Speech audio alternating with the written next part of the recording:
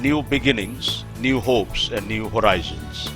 Talking of the current play of India-Sri Lanka relations, these expressions promptly come to one's mind. This is clearly the transformational moment in India-Sri Lanka relations.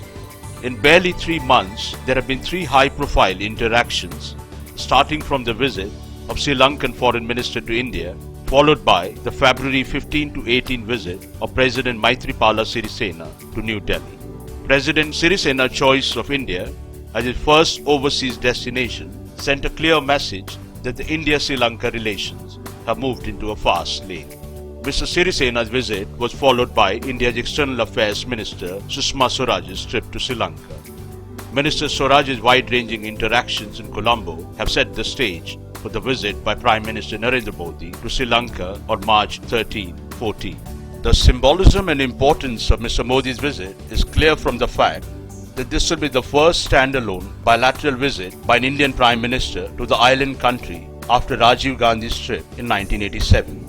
All eyes in the region will be on the meeting between Mr. Modi and Mr. Sirisena as they unveil an ambitious roadmap for multi-pronged acceleration of bilateral ties across diverse areas, including trade and investment, development cooperation, defense ties, and reconstruction of the island nation. The talks are expected to focus on the political reconciliation process in Sri Lanka, an important issue that will be in focus when Prime Minister Modi visits Jaffna, home to a large population of Sri Lankan Tamils.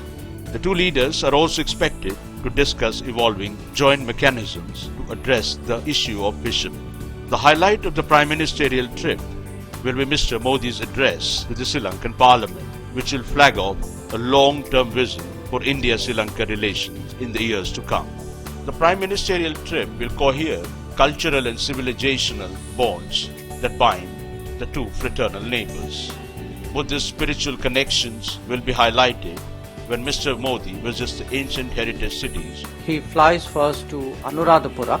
You would see Sri Mahabodhi tree there, which was brought by Mahinda and Sangamitra from the Ashokan period.